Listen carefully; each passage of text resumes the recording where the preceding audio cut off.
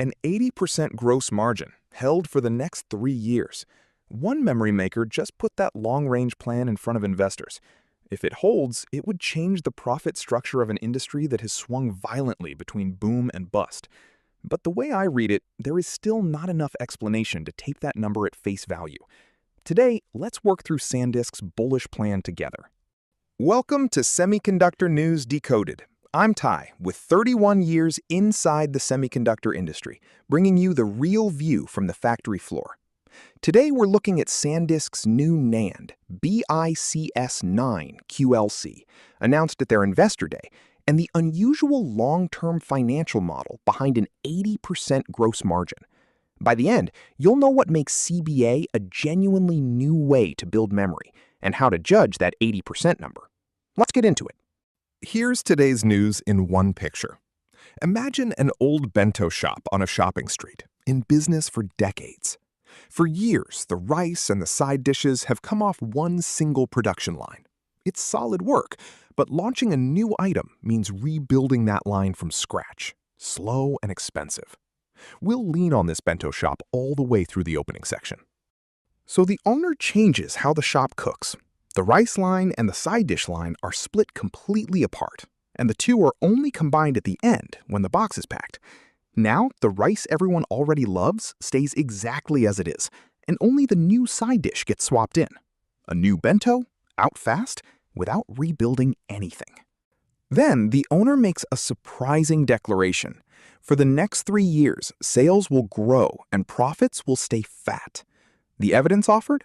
Multi-year reservation contracts signed with the big regular customers. They've committed to volumes, agreed to a floor on price, and even put money down. So even if the economy turns, the profit is protected. But think about it calmly, and questions come up. A bento shop lives with moving ingredient prices and price wars with the shop next door. The reservation contracts are real, no doubt, but the profit when you sign and the profit you can defend 3 years out aren't necessarily the same. How the price gets adjusted when the market breaks, that crucial detail isn't visible from outside the shop. And the biggest thing that doesn't sit right is the owner's own behavior. If the money really is that good, the natural move is to add another kitchen and sell more. Instead, the owner is cautious about expanding and says all the profit goes back to the owners. And next door, another shop shares the very same kitchen. How do we read that gap between words and actions? From here, let me walk you through what this looks like in the real semiconductor industry. Our subject is Sandisk, a major US NAND flash memory maker, also known for jointly running fabs with Japan's Kioxia. On August 13th, at its Investor Day, Sandisk laid out a new technology roadmap and a long-term financial model aimed at storage demand in the AI era. The stock jumped about 15% that day. The technical centerpiece is the new NAND, BiCS9 QLC. The memory array that stores the data and the CMOS circuitry that controls it are built on separate wafers, then bonded directly together afterward. With this technique, which Sandisk calls CBA, they pair the proven BiCS8 generation array with newer CMOS based on the BiCS10 generation. That's our bento shop, the classic rice with a new side dish swapped in. Sandisk calls this a two-dimensional scaling strategy because the array and the CMOS can advance separately and be recombined quickly. They also said BiCS10 QLC lifts bit density by 60% compared with BiCS8. Behind all of this is the expansion of AI inference. They forecast the enterprise data center flash market reaching 1.2 zettabytes by 2030. The other centerpiece is the long-term financial model. From fiscal 2028 through fiscal 2030, revenue growing in the mid to high teens annually, non-GAAP gross margin around 80%, operating margin around 75%, and 100% of leftover cash returned to shareholders. For reference, non-GAAP gross margin in the most recent quarter was already 84.6%, so 80% means holding slightly below today's peak for a long time. Now to the heart of it. The market liked the announcement and buying spread across memory stocks, but the whole sector had already been bid up the night before, so not all of that rally can be credited to the Investor Day. And a share price doesn't prove a financial model right. What matters is what's inside the numbers.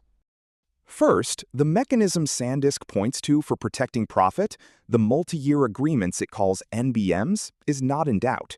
10 deals are already signed with 8 customers, expected to cover about 2/3 of bit production in fiscal 2028.